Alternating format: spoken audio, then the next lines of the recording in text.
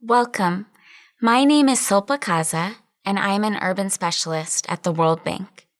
I work closely with the Global Partnership on Output-Based Aid within the World Bank, which is a partnership of donors working together to support communities to access basic services using results-based financing and output-based aid approaches. This video introduces how innovative financing approaches can be used in addressing rapid urbanization and population growth demands in the delivery of solid waste services for low-income countries.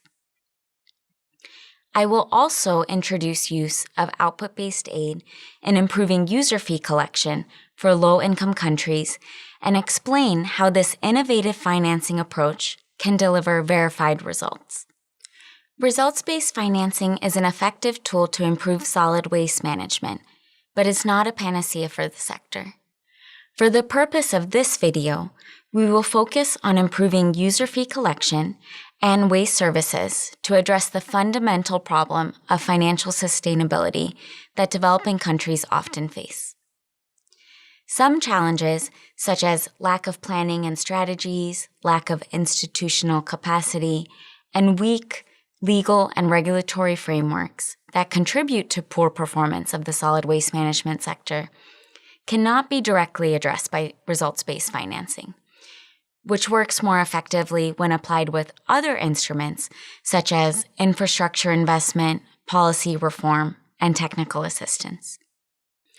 We'll look at two examples that demonstrate this, one in Nepal and one in the West Bank. In Nepal, rapid urbanization, informal waste dumping, and low willingness to pay among residents posed a challenge for municipalities to increase revenues to improve provision of waste management services. The approach developed for Nepal is an output-based aid project, through which a subsidy helps participating municipalities to bridge the gap between the cost of delivering improved services and the revenues that municipalities collect for services. The gap between the cost, which could be for capital expenditures, overhead, operations and maintenance, or other expenses, was to be filled by the subsidy, which matches the fees collected initially and was to be phased out over 4 years. Over the life of the project, the amount of the subsidy would gradually decline as services improve and cost recovery increases until it is phased out entirely after 4 years. In addition, there would be a maximum limit on the subsidy that a municipality could receive in a given year, regardless of the amount of verified fees collected. This was agreed upon with the municipality. The results within the municipality must be verified before the municipality receives the subsidy funding. A two-step verification process is used to determine whether the municipality is eligible to access the subsidy. The first is an independent technical verification to confirm acceptable municipal delivery of the services. This is based on a review of technical scorecards and random on-site verification of the services provided. An independent verifier validates the quality of waste management services from frequency of collection and waste diversion to proper disposal at the landfill. The second level of verification is an independent financial verification, confirming the level of beneficiary revenues collected, which determines the calculation of the output-based aid matching grant. Based also on a validation of the charges deposited into the municipality's own account for solid waste management services, the funds are dispersed. Another key design feature of the project has been to provide municipalities with discretion over delivering services as they see fit, within boundaries of technically, socially, and environmentally sound practices. Commendable progress has been achieved in strengthening solid waste management services from collection to disposal and its financial sustainability in the 5 participating municipalities. There is wide recognition among municipalities and the government that the output-based approach has been highly successful in incentivizing performance by municipalities, and that the service levels are likely to be maintained beyond the project completion. The client has expressed keen interest for a scale-up and replication of this approach because of the sustained behavior change that it creates. The lessons learned from implementation thus far are that it takes time to establish fundamental changes in behavior. Therefore, setting realistic targets is important in order to keep stakeholders motivated. A streamlined verification process is paramount to make implementation progress. The design of the verification process and any scorecards used cannot be too complicated. Otherwise, the verification could result in high transaction costs that delayed the payment schedule. The institutional arrangements and the flow of funds should be as simple as possible and account for the capacity of the implementing agency. In the West Bank, political and economic uncertainty have resulted in inadequate infrastructure investment and poor provision of services. In particular, the unsanitary disposal of waste into 19 dump sites. Despite having a collection rate comparable to a high-income country, due to bad planning, insufficient distribution of waste bins, high operation and maintenance costs, and limited financial resources, the disposal of waste in unsanitary dump sites raised serious concerns about the public health and environmental hazards of the region. The development approach of the West Bank is an output-based aid project to improve the overall solid waste management system, starting with improving waste collection and moving toward sanitary final disposal of waste. This approach will result in an overall cost increase with the management of the new sanitary landfill, which can present a challenge since the willingness to pay, readiness to bill, and collection of fees are all low. Over the life of the project, the amount of the subsidy gradually declines as services improve and cost recovery increases until it is phased out entirely after 4 years.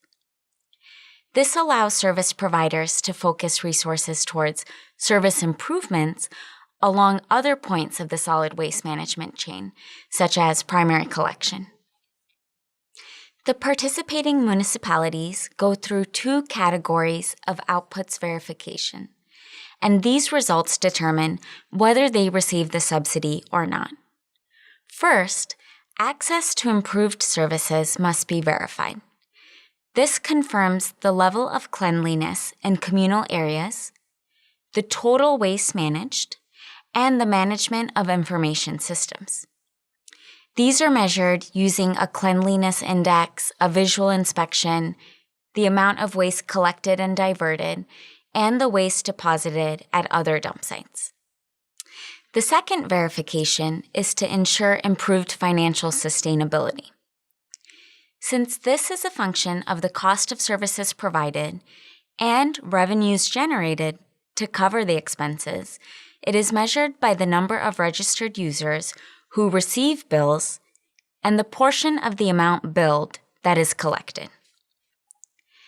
The design for this project is similar to the concept developed for Nepal. The total cost of the output-based aid subsidy component of the project over the 4-year period is $8 million. It is expected that the Joint Service Council for Solid Waste Management of the Hebron and Bethlehem governorates will contribute approximately $5.6 million through improved collection of user fees. Solid waste fees would be charged to households by their respective municipalities to cover primary collection, transport to transfer stations, and operations and maintenance of the sanitary landfill, as well as administrative costs of the landfill operator and the Joint Service Council for Solid Waste Management of the Hebron and Bethlehem governorates. Solid waste fees are expected to increase over time in order to cover the costs of operating a sanitary landfill, which will cost more to operate than the current dump sites. The current average household fee collection rate of 48% equates to approximately $1.4 million per year.